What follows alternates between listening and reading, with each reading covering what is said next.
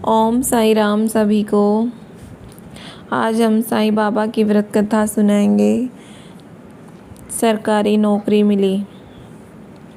अशोक 25 वर्षीय पढ़ा लिखा युवक था, मगर दुर्भाग्य की बात थी कि अनेकों विभागों में नौकरी के लिए आवेदन पत्र भेजने पर भी आज तक उसे नौकरी नहीं मिल पाई थी। उसके माँ बाप साल भर पहले ही स्वर्ग सिधार गए थे। अब वह बड़े भाई भाभी के आश्रित था।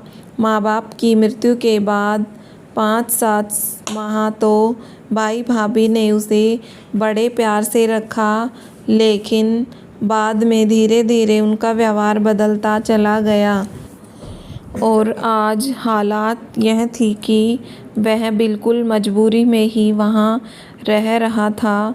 अन्यथा भाई भाभी के ताने सुन सुन कर तो उसका खाना पीना भी दूभर हो रहा था। अशोक एक दिन शाम को बहुत ही उदास मन से एक पार्क में बैठा अपनी बदनसीबी के बारे में सोच रहा था कि अचानक एक साधु महाराज अशोक के पास आकर बैठ गए। बाबा ने अशोक का मुरझाया चेहरा देखकर उससे उसके दुख का कारण पूछा तो अशोक की आंखों में बरबस ही आंसू भर आए। उसने मन का बोझ हल्का करने की खातिर साधु बाबा को अपने बारे में सब कुछ बताते हुए कहा कि यदि 2-4 दिनों में कहीं नौकरी नहीं मिली तो शायद मैं आत्महत्या ही कर लूं, क्योंकि भाई भाभी के ताने और आगे बर्दाश्त नहीं होते मुझसे।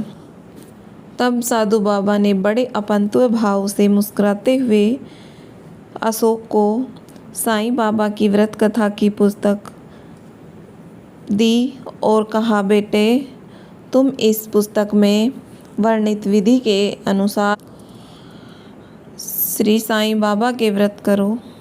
साईं बाबा तुम पर अवश्य कृपा करेंगे। अशोक साधु बाबा से वह पुस्तक लेकर घर चला आया। संयोग से अगले दिन ही बृहस्पतिवार था, अतः उसी दिन से अशोक ने इन चमत्कारी व्रतों का शुभारंभ कर दिया। अशोक पर साईं बाबा की कृपा हुई और 4 दिन बाद ही अशोक को सरकारी नौकरी मिल गई।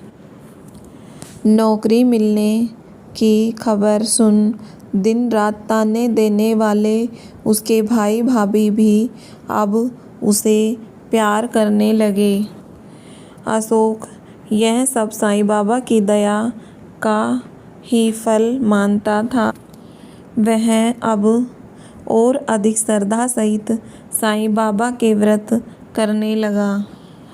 व्रत पूर्ण होने पर उद्यापन किया और साईं बाबा की 21 पुस्तकें श्रद्धालुओं को भेंट की। जैसी कृपा अशोक पर की वैसी सभी पर करें।